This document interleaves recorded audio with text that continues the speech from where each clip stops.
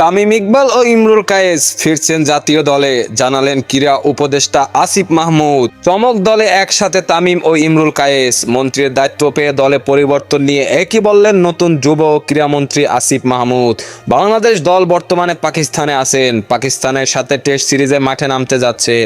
গত 5 আগস্ট আওয়ামী লীগ সরকারের পতন হয়, এরপর অন্তর্বর্তীকালীন সরকার গঠন করা হয়। 17 উপদেষ্টার এক উপদেষ্টা আসিফ মাহমুদ, যিনি দায়িত্ব পেয়েছেন যুব ও মন্ত্রীর দায়িত্ব পেয়ে বাংলাদেশের ক্রিকেট বোর্ড বিসিবি কর্মকর্তাদের নিয়ে বৈঠক করেছেন। আর এই বৈঠকে সিদ্ধান্ত হয়ে গেছে, যেখানেই দুর্নীতি দেখা যাবে সেখানেই ধরে শাস্তি দেওয়া হবে। সভাপতি নাজমুল হোসেন পাপন উপস্থিত ছিলেন না, তবে তাকে বোর্ড সভাপতির দায়িত্ব থেকে সরানো যাচ্ছে না।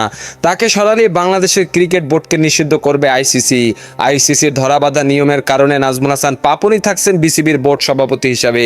এদিকে দলে পরিবর্তন নিয়েও কথা বলেছেন যুব ক্রীড়ামন্ত্রী আসিফ মাহমুদ। দলে পরিবর্তন আসতে যাচ্ছে স্পষ্ট, আর সেখানে তামিম ও ইমরুল কায়েস দুই ওপেনার ফিরতে পারেন জাতীয় দলে, যেখানে তামিম ইকবালের ফেরাটা প্রায় 99%।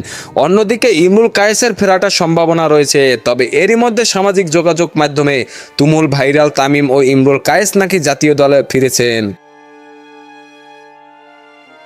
খেলাধুলার সকল আপডেট পেতে আমাদের ইউটিউব চ্যানেলটি সাবস্ক্রাইব এবং ফেসবুক পেজটি ফলো দিয়ে লাইক, কমেন্ট, শেয়ার করে আমাদের সাথে যুক্ত থাকুন।